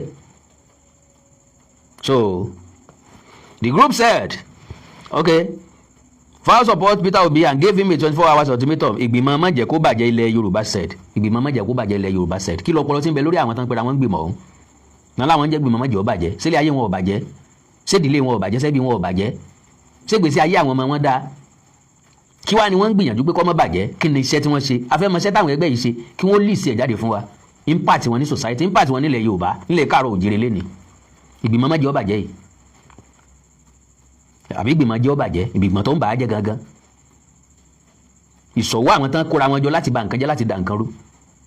Àwọn aláìlérò gbogbo. The group said such actions mirror the tactics often associated with political thuggery. And I quote, Ìgbìmọ̀ Yorùbá Jẹ́lẹ̀ Yorùbá views this action as no different from the activities of political thugs and their usual modus operandi. The union further accused Igboho of acting as though he had constitutional authority to summon individuals or order their arrest. Summon the individual or their arrest. Kò sọ pé wọ́n fẹ́ arrest anybody. Ẹ mà ti wáyé olóònàgún ni ọ mà ti lọ rẹ̀. Ẹ mú wọn wá náà ló Ìgbòho ní kan mú wọn wá padà. Àwọn ìṣe ìlọ́nà. Káwá wo kin tí ó fi wọn rọ. Bàbá mo lè ṣe láàyàn. Bàbá Ṣẹ́gun ọlọ́tẹ̀ látó mọ́ ọlọ́tẹ̀ dé. O ti wí làwí kì í so ti lọ fẹ́ wí. Ńgbà tá a bá débẹ̀ náà látò mọ nǹkan tó ṣẹlẹ̀. Nígbà tá a délé ilé Ìgbòho ṣe ló ní kán gbé wa pamọ́ o, ó ní kán lọ tì wá mọ́nú ẹ̀wọ̀n ni o, àbí nǹkan kan ìgbà náà látò sọ pé fòfin sọ́wọ́ rẹ̀. So, and I quote, Sunday Igboho has made himself a constitutional authority who can demand that someone he wants to brought before him simply because he believes he is enjoying government backing. Can you imagine that? He has forgotten that some years back he could not dare enter the country, but today, because he was pardoned by the APC government, he is now misbehaving and threatening people simply for criticizing him. Ọ̀pọ̀lọpọ̀ èèyàn náà làwọn náà ti criticize tí wọ́n threaten wa. Ọ̀pọ̀lọpọ̀. So, the organization urged, the organization urged the activists to redirect his attention to security challenges in Kwara State, particularly in the southern part of the state, where it's claimed Fulani herdsmen have been terrorizing community. And I quote, Sunday Igboho should, as a matter of fact, go to Kwara State and flush out the Fulani terrorists who have taken over the entire Kwara South. He should stop being a stooge for politicians. Now, ibi tí wọ́n fẹnu yẹn jóná sí, ó ní pé ẹ̀yin ẹgbẹ́ má jẹ́ ó bàjẹ́. I put it to you too. Bó bá jẹ́ pé lóòótọ́ lè fẹ́ jẹ́ kó bàjẹ́, ẹ bá wa lọ Kwara, ẹ kóra yín jọ, ẹ lọ Kwara. So, kẹ́ ẹ lọ flush àwọn Fúlàní darandaran. Tàbí àwọn ajínigbé tó wà nípínlẹ̀ Kwara, kẹ́ bá flush wọn out. Ìgbòho ọ̀ráyè, Ìgbòho bísí, Ìgbòho nílé lọ. Gómìnà ìpínlẹ̀ Kwara tó ń gba security food, kí ni tó ṣe sípínlẹ̀ Kwara? Tí gómìnà ìpínlẹ̀ ọba lè protect ìpínlẹ̀ rẹ̀, lẹ́yìn kí ló jẹ gómìnà sí? Àkókò ìjòyè nìyẹn, ó sàn ju mo jóyè ẹnu mi ọ̀ká lù lọ. Tí Ìgbòho ọba wa ṣe, ẹ̀yin kọ́ lẹ́ direct Ìgbòho, ẹ̀yin kọ́ lẹ́ sọ pé ẹran Ìgbòho gbé kó lọ máa ṣe nǹkan báyìí. Ẹni tí ọ̀yà ni lówó tí ọ̀dà ni lóko kò gbọ́dọ̀ pé ní lárunwó. Ńgbà tí Ìgbòho sí lè gbà wọ́n mú Ìgbòho kí ni pàtì ń sì gbèsè ayé ẹ̀, kí lẹ ṣe? So, àkàndá ọ̀rọ̀ Awikonko àjẹ́wọ́ ọ̀rọ̀ Awikonko sọ lójú ọlọ́rọ̀. Ibi àwísí kọ́ là kú sí o. Ibi tá a bá ṣe kí ni? Ibi tá a bá wí sí nǹkan là kú sí. Inú ọ̀rọ̀ tí wọ́n lólóyè Sunday Adéyẹmọ Ìgbòho sọ, ìwo nínú ẹ̀ lọ́jọ́ bí ẹni pé èèyàn threat èèyàn. Bóyá yín ṣẹ̀ṣẹ̀ wọlé ni, ẹ gbọ́ voice note yẹn, ẹ jẹ́ n sáré play ẹ̀ padà. Pápápá kó tó di pé wọ́n máa lọ. Ẹ kú dédé àsìkò ẹ̀yàn lára wa. Ẹnìkan ló fi ohun sọwọ́ sí agbọ̀n kan sílẹ̀ ní mi láìpẹ́ yìí. Ẹ dákun ẹja jọ rí ìgbóná. Hello Adébás àti Alado àti Fọ́nìtìǹkà láàrin 24 hours ọgbọ́dọ̀ mú àwọn méjèèjì ọ̀dọ̀ mi délé ọ̀dọ̀ mi Ìbàdàn tó o bá mú ọ̀dọ̀ mi wàláì ní tètè lè sọ pé kó tó lè ṣẹlẹ̀ láàrin mi àti ẹ. Àkọ́kọ́ ní bọ́bá sí. Kò jù bá náà lọ o. Hello Adébás àti Alado àti Fọ́nìtìǹkà láàrin 24 hours ọgbọ́dọ̀ máa ọmọ méjèèjì délé ọ̀dọ̀ mi ní Ìbàdàn. Láì ṣe bẹ́ẹ̀ mi tí ì sọ tó lè ṣẹlẹ̀ láàrin mi àti wọ. N lè sọ tó lè ṣẹlẹ̀ láàrin mi àti wọ torí pé ìwọ ló kó rẹ́dẹ̀rẹ́dẹ́ bá mi, ìwọ ló kún ọ lẹ́yìn bí ọmọ yọyọ wá sílé ọ̀dọ̀ mi. Tó ń pa àwọn ọmọ yín náà ni ẹ fà wọ́n mọ́ra, ìgbàdúgójì rọ̀ wájà, mo ti wá fà wọ́n mọ́ra. Àwọn ọmọ náà ni wá ń tẹ̀mí bàṣubàṣu tán rí mi fìn yìí. So, threatening statement ń bẹ́ẹ̀ bẹ́ẹ̀ ni mo fẹ́ kẹ́ bá mú jáde. Because àwọn èèyàn kan sọ wípé mo wà bias, lọ́nà wo mo fi wà bias? Mo proof point mi ni. Point tí mo dẹ̀ proof wà glaring. Tán bá threaten àwọn méjèèjì, èmi àkàndá ọ̀rọ̀ Awikonko sọ pé wọ́n threaten wọn. Sọ wá tó bí wọ́n ṣe gbé ẹ̀yin náà jájọ wò ó. So, kálukú wa ló lè mú poro tó bá wù ó, kálukú wa ló lè yan bàbá, ló lè yan ìyá tó wù ú. Ọlọ́run ràn gbogbo wa lọ́wọ́. Àkàndá ọ̀rọ̀ Awikonko àjẹ́wọ́ ọ̀rọ̀ Awikonko sọ̀rọ̀ lójú ọlọ́rọ̀. I don't know bóyá mo rí èèyàn kan tàbí méjì tí wọ́n fẹ́ sọ̀rọ̀ lórí ìṣẹ̀lẹ̀ tó ṣẹlẹ̀ yìí o. And again, mọ́mí Alado tí wọ́n ń sáré káàkiri ẹ bá ń wí fún màmá wípé kò sí nǹkan kan o, ẹran tó mérè jẹ lọ́jẹ́ kí gbẹ̀gìrì ọ̀sán. Ẹni tó polongo ọ̀rọ̀ ló ní nǹkan mi behind his mind tó fẹ́ proof. Adẹ̀kí gbogbo oríire o, Ọlọ́run ràn lọ́wọ́ o, kọ́ máa bá lọ bẹ́ẹ̀ o. Nǹkan ò ní ṣe kò ní sẹ̀mí ẹ̀, nǹkan ò ní sàwa náà kò ní sẹ̀mí wa. Ilé láwà láti gbọ́ pé ní orodò fọ́kété. Ọlọ́run ràn gbogbo wa lọ́wọ́. Jésù Olúwa wa, àmín. Tẹ̀gbé Allahu Akbar. Hello.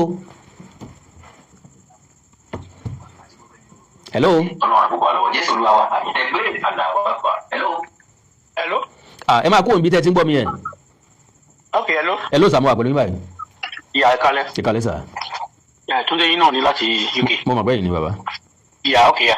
Àkọ́kọ́ nǹkan tí fẹ́ sọ ni pé wọ́n ní ká wí Fáṣọrán kó yẹ Ṣaṣọrán. Ṣé rí ọ̀rọ̀ tó jáde yìí? Normally Sunday Igboho ọjà kò jẹ̀bi ó tún jẹ̀bi níbi kan. Torí ọ̀rọ̀ yìí ní pípẹ́ ọkọ̀ máa wá bí láì bí 2 weeks mo yìí pé ìyẹn dára mo bá wọn sọ̀rọ̀ pé ẹ bá Sunday Igboho sọ̀rọ̀. Ẹnìkan tí mi ti pé kí n bá wọn sọ̀rọ̀ ní Kóìkì. Mi ti láì bá Kóìkì sọ̀rọ̀ tó ní mo ti pè mí wá àti true. Tẹ́rí ọ̀rọ̀ yẹn èyí tí mo sọ pé kọ́ tọ́ra nígbà tó ti dín yẹn. Àwọn fún àwọn gbàgbọ́ dín yẹn wọ́n ṣàlàyé nǹkan kan bá wọn sọ̀rọ̀ kan fọ́ọ̀rẹ́ wọn nípa lógbò.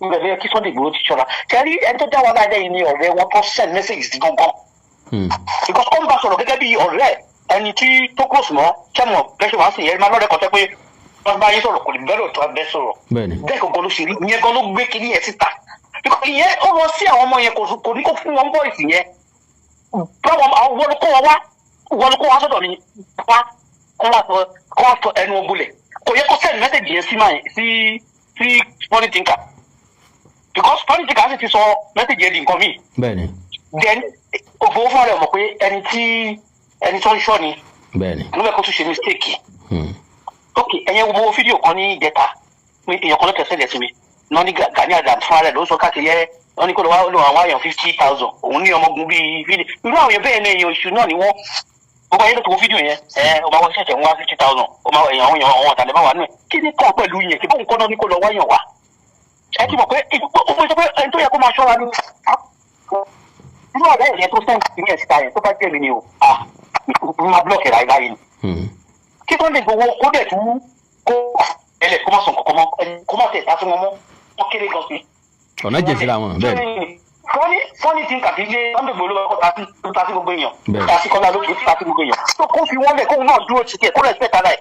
ó yé mi. àjẹni mo tún sọ fún nǹkan tẹ̀mí tẹ̀sí bá kó ìkì sọ̀rọ̀ ní kọ́ńtà wọn sọ ọ̀rọ̀ sísọ síta tó bá ti pọ̀ wọ́n máa gba ẹgbẹ́ni sọ kó dúró tí wọn kọ́ ọmọ bọ́ yìí máa gbọ́rọ̀ síta kì í ṣe gbogbo ọ̀rọ̀ ló yẹ kó máa sọ síta ní ọwọ́ tó wà yìí pẹ̀lú nǹkan tó pòsíṣàn tó fẹ́ fún yẹn because àwọn ọmọ Fúlàní tó ní kó lọ pa ṣé ni wọ́n máa dùn ní àwọn ọmọ Fúlàní tó jí ọ̀gbẹ́ àwọn ọmọ Fúlàní náà wọ́n tẹ̀ ń tọ́ Yorùbá gan àwọn ọmọ Fúlàní tó ti gbọ́ Yorùbá tó gbogbo tó sọ nínú TN lórí YouTube yẹ kó yẹ kó máa sọ kó gba èèyàn tó bá máa tó kọ́ pé ọ̀gá ẹ̀jẹ̀ kàfi sínú àwọn bàbá wa wọn lókun nínú ni òkun gbé kì í ṣe ìgbà gbé síta so kó yẹ kó ṣe di ni ẹ so kó gbàgbé ń pa àtàwọn ẹ mọ láìkí fídíò tí talọ́nà òun ṣe tó yàn yàn ẹ̀fìdì máa yẹn gangan ní ẹ̀galẹ̀ máa yẹn gangan ló fẹ́ kó Sunday síta máa tó líkì nǹkan tó sọ fún yẹn. bẹ́ẹ̀ni olóṣèlè sáwọn ọmọ yẹn níṣẹ́ tó fi yẹ kó pe àwọn ọmọ yẹn kó bá wọn sọ̀rọ̀.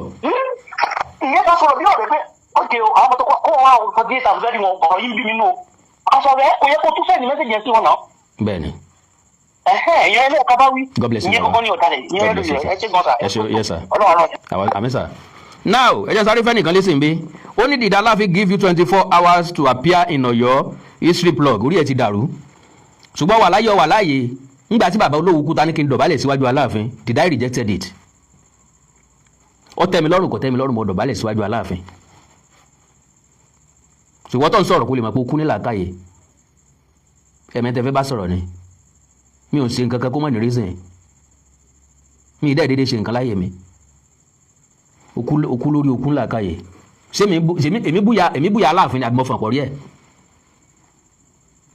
Aláàfin is my mate we have the same age mate torí ẹ bá dàrú.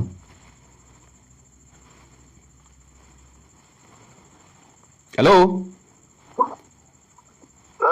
Mr. Túndé lọ Mr. Túndé wọlé. ààrẹ làákàyè ọ̀fẹ́ Oòduà land. God bless you baba. Number one ẹjẹ dúpẹ́ yìí again náà rí lóko ẹ bí ní ìgbàgbéjà rẹ ọkọ máa ń bẹ yìí ẹ gbọ́dọ̀ bá mi súnmọ́ nílẹ̀ nífẹ̀ẹ́ ní pé mo fẹ́ wà selfish ẹ bá èmi personally ẹ bá mi súnmọ́ lóye tí dáadáa báwo Ọlọ́run tó ti fojú ọ̀dàlẹ̀ kan ó sì èèyàn ṣe voice note sí ẹ ìwọ wá lọ sẹ́ẹ̀dì ẹ̀ dìbí ojú gbogbo àwọn ọdún sẹ̀rí france àwọn miscreants àdúgbò wọn tó mẹ́tọ́ jáde fọ́ọ̀mù wọn wọ́n ti owó tèmi fi ka ìwé ti fi kó dé èèyàn tó bá máa dárúkọ ẹ gbọ́dọ̀ jẹ́ èèyàn tí ó jẹ́ èèyàn gidi kó dé àwọn social media pàdé ọdún dédé àwọn infra tó jẹ́ pé kò sí nǹkan tó jẹ́ ó kàn jẹ́ pé ìwà tí Nàìjíríà wà pẹ̀lú kò sí regulation everything ni irú àwọn yẹn fi sọ fáwọn di tí Sahara rọ̀ dápọ̀ gbogbo wọn ní social media personality can you imagine that? Can you imagine that? You know? So one thing is okay wọ́n send the voice note sí èèyàn tó send the voice note sí.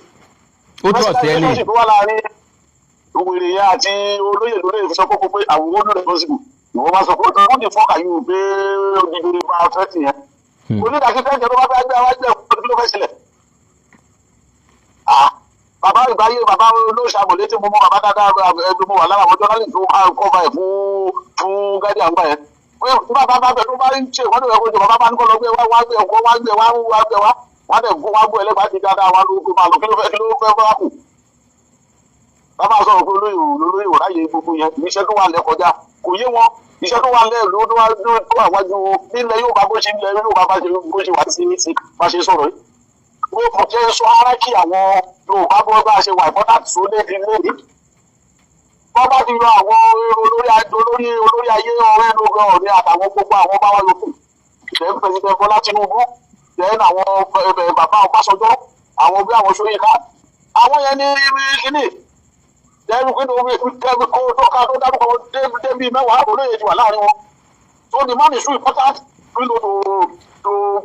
ká ló máa reduce it to the level of talking about the.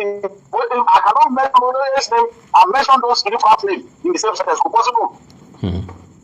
It is like that one. Ṣe rí Bọ́lá Ahmed Tinubu kiri nínú afẹ́fẹ́ discussing governance in Nigeria and good governance. And then you want to mention Tinubu's name in the same sentence. Ló máa lọ mention orúkọ ọ̀dáwọ̀ òbí ni. Ìdáwọ̀ làwọn òbí bẹ̀rẹ̀ ó jẹ́ gómìnà sówọ́. Kí ló ṣe ní góòdù Anambra State? The present governor Anambra State ó ti di ìdáàbò àná tó ṣe kíní ó ti sọ fún gbogbo Nàìjíríà gbogbo pé kò sí ó ní bó dìbò fún Tinubu ọ̀dìbò fún Tinubu is going to win. This is do they know what it means to fight for the president who is the head of your party not to support you in an election who dey fit party win election yẹn. Kí ni wọ́n ṣe lọ́wọ́? Wọ́n ṣe lórí ìyá wọ́n fìyà jẹ gbogbo Nigerians pátápátá lórí Tinubu wọ́n láwọn ṣe jọ̀wọ́ wọ́n lọ kó gàlúrà wọ́n lọ kó blue ṣe owó síbẹ̀ ó pàpà wí ẹni tó lọ́wọ́ bá ti gbé gani kò síbi ẹ̀ bá fò ẹ̀ forí sọlẹ̀ kò bá tà. In fact, in the history of election in Nigeria, he is going to repeat Abiola's history ní òun ló tún máa win election bí Abiola ní election tó bẹ́ẹ̀ bá wo nǹkan tó bá ṣe election yẹn. God bless you, Baba. I want to be a disgrace for anybody to pass up over the court. Over the protest. They go to court. The because that is not over. After the result, only power the fellow to have no that will fully court me. God bless you, Baba. Going to win the election and they can do. Yes, sir. But like you say, sir, our Yoruba, we have to defend ourselves. If it is offense for the fact, because this offense for the to team more, we have to know what we call Alado. Mo fẹ́ wà Nàìjíríà tó dáa ìlẹ̀ and I'm going to go and I'm going to be in Lagos with motivation àdúgbò. Rubbish tí àwọn ìgbó ṣe ní Èkó ní 2023. Ló bá bí bàbá ńlá bàbá àwọn bàbá padà tó wù. And I'm using this opportunity láti àwọn ìran wa bí àwọn episode ọmọ tó bá gbọ́ program kó máa listen sí mi. You better go to kò sí lóka kò sí ẹni nǹkan tó ṣe tó fi ní nǹkan tó tà lé nígbà multi-billionaire. If you don't use your power to defend Lagos. A máa sọ ọ̀rọ̀ tí ó tọrọ kò bá kò gbé àwa kò máa sọ ti lẹ́yìn ẹ̀lẹ́sọ̀ yẹn. God bless you, Baba. Ẹ jẹ́ kí n pín ìkànnì mi. Mo wà pẹ̀lú yín. Hello.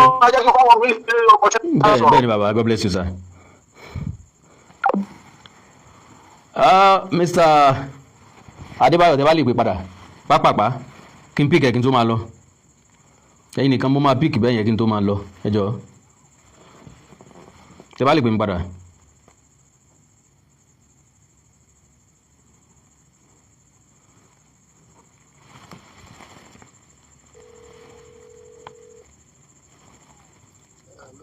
Bàbá ẹ kálẹ́ sà. Ẹ kú ètò. Yes sir. À ń gbádùn ètò yín gan o. Ọlọ́run lè máa rẹ̀ ọkàn tí ètò fún yá máa fún yín. Lórí tọ́pìkì tẹ̀sọ̀ yẹn òótọ́ náà wọ́n ta bá bẹ́ràn wí. Ká bẹ́ràn wí ẹ̀yin lè máa ń pòwe bẹ́ẹ̀ yẹn. Ṣé rí ẹ̀yin náà lè tún máa ń sọ̀rọ̀ nínú àwọn ọ̀rọ̀ yín pé pẹ̀lẹ́ lákọ ọ̀làpò ọ̀rọ̀ kan ya kó lápò ọ̀kàn ọ̀rọ̀ míì náà tún yọ àpò lápò first message tí Sunday Igboho sẹ́ndì lọ sí tó sẹ́ndì sí bọ̀bọ̀ yẹn I give you 24 hours kò bóyá sọ́dọ̀ mi. It's a strong tone. Even America táwa wà yìí nígbà tí wọ́n tó fún Iran ní 24 hours kí ló ṣẹlẹ̀ ó tún extend so gbogbo irú word yẹn is a respected man but kò yẹ kó lo gbogbo language yẹn láti fi control èèyàn. bẹ́ẹ̀ tẹ́ni tó bá pè ní threatening yẹn á pè ní threatening lóòótọ́ because he will give you 24 hours commanding tone ni pé kò kó àwọn arábí wá sọ́dọ̀ mi ṣe mọ̀ bẹ́ẹ̀ ká ní in one piece they know how to put it ẹ̀yin Yorùbá nìyẹn ọ̀gá wa lẹ́jẹ́ a máa ń gbádùn ètò yìí and then again ìyẹn ti kúrò lọ́dọ̀ ọ̀rọ̀ mo ní kẹ́nìkan ó pè yín kẹ́ bá review ọ̀rọ̀ yín torí mo send ajá ẹ̀yin kíní yín kẹ́ bá review rẹ̀ kẹ́ fún comment because ẹ̀yin ẹ ti wà lórí feed yẹn ọmọ kékeré ni ó dẹ̀ send the voice message yín ó send fíìmù ẹ̀ fídíò tó ṣe fún yín mo ẹ̀ fẹ́ olóhùn pè yín ẹ̀ respond àgbà ní please you need your feedback. àmì ìmẹ́niyẹn o kẹ́niyẹn message mi padà. wọ́n pè ní ọmọ Ìgbòho náà wọ́n pè ní abẹ́rẹ́ kéré fídíò rẹ̀ mi kan sẹ́ǹtì nítorí mi máa ń fọwọ́dù òun náà ti fọ́lò kínní ajagun so àdéhùn eléyìí tẹ́ ń ṣe nísìnyí tẹ́ ń fún wọn lówó so mo ní wẹ̀ this man an experienced man kó ṣe bẹ̀rẹ̀ ní bí wọ́n bá tẹ̀ ṣe kó ń jókòó ní studio tó ń káàkiri o need the feedback people like Awikonko àti baba kínní please I will expect to respond to that one. ẹ jẹ́ kó message mi kó sọ pé òun ló ń sọ̀rọ̀ yẹn màá lè listen sí. okay God bless you baba ó dàrú sir. akadọ́ra Awikonko Mr. Kunle Toma God bless you sir mo rí sticker tẹ́ ra fún mi o bákan náà èyí lè tó kù ti lọ gbogbo ẹ̀yin tẹ́ ra sticker fún mi mo mọ̀ lórí mo dúpẹ́ lọ́wọ́ yín ní láǹfààní àti píìkọ́ kankan mọ́ ẹ̀fọ́ríjì mi o ṣùgbọ́n kọ́ ti time tó ti lọ ni o I really appreciate you and may God bless you thanks so much ayílá máa jí sí o ìbànújẹ́ òní kan yín o kò ní kan wá o gbogbo nǹkan tí bá ń ṣẹlẹ̀ láàrin àwa Yorùbá ọmọ káàrọ̀ òjíire àfẹ̀lẹ̀ kébò sílà ìlú gbẹ̀dú sí ọ̀pọ̀lọpọ̀ nǹkan ni ẹ jẹ́ ká máa na sùúrù sí ìgbà tí inú bá ń bíyàn ló yẹ kó ní sùúrù jù ìgbà tí inú èèyàn bá dùn ló yẹ kó ní sùúrù jù now àwọn èèyàn ti wí tasaran fasaran number 1 lóòótọ́ àti lódodo olóyè Sunday Adéyẹmọ Ìgbòho ẹ̀tọ́ yín ò send voice note síyàn ẹ wò dáadáa ẹ̀tọ́ yín ò send voice note síyàn bẹ́yìn bá wá send ẹ̀ sẹ́ni yẹn ẹ̀tọ́ onítọ̀hún ò send ẹ̀ sáwọn tó send ẹ̀ sí ṣùgbọ́n tó ń tọ̀ náà fi send ẹ̀ sáwọn tó send ẹ̀ sí ni kí wọ́n lè mọ̀ wípé Ìgbòho lọ sọ kó má dàbí ẹni pókù kọ ẹni wọ̀ lo and behold ìṣẹ̀lẹ̀ tí ó ṣẹlẹ̀ ti ṣẹlẹ̀ kọ́lọ̀ nínú àánú ẹ̀kọ́ máa kó gbó ayọ̀ ọ̀rọ̀ tá a sọ táyé òmò máa wọ́ Ọlọ́run níjà sọ Ìgbòho ṣẹ̀ṣẹ̀ dé ni ẹ̀já fún Ìgbòho lálàáfíà ẹ̀jẹ̀ kí Ìgbòho káfẹ́fẹ́ àlàáfíà ọ̀fẹ́ sí ẹ̀jẹ̀ kó sinmi let this man rest ẹ̀yin náà lẹ́ ń lọ kí ẹ̀yin náà lẹ́ ń lọ gbá ẹ̀yin náà lẹ́ ń lọ àwo ẹ̀yin náà lẹ́ ń fẹ́ káwọn èèyàn mọ̀ pé lọ kí all those things ẹ má fi ẹ́ńtà Ìgbòho mọ́ o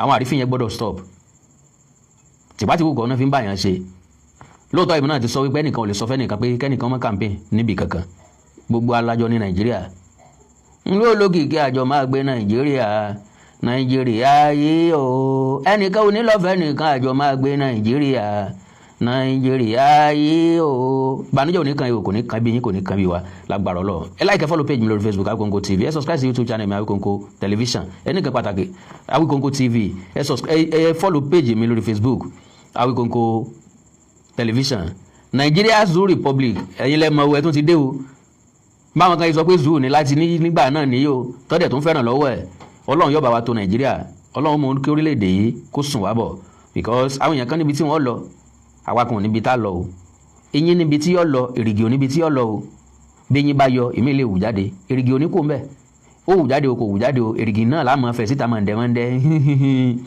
kọ́lọ́run ṣàánú wa sọ yín tẹ́ lórí ọ̀fẹ́ àti jápa àwa ò lórí ọ̀fẹ́ àti jápa èmi ò ní interest láti jápa ní tèmi lèmi sọ tèmi o so àwa ò níbi tá a fẹ́ lọ o God bless you God bless Nigeria God bless you God bless Aṣíwájú Bọ́lá Ahmed Tinubu God bless the Federal Republic of Nigeria God bless Akandora Awikonko God bless my family God bless my hometown God bless my state ìpínlẹ̀ Ọ̀ṣun ìpínlẹ̀ ọmọlúwàbí God bless Southwest God bless Yorùbá land àwọn olódùmọ̀ nífẹ̀ẹ́ nìkan kan sílẹ̀ ẹni nǹkan pàtàkì tẹ́fẹ́ kájọ sẹ́jà sọ lórí WhatsApp +234-904-851-9362 +234-851-9362 èdè àti àṣàlẹ̀ káàrọ̀ òjìrò ní wọ́mi orílẹ̀-èdè lẹ̀ káàrọ̀ òjìrò ní dàrú ìlú ẹnì kọ̀ọ̀kan wa yóò tòrò mẹ́nimẹ́ni àjùwàṣe ó dàrọ̀.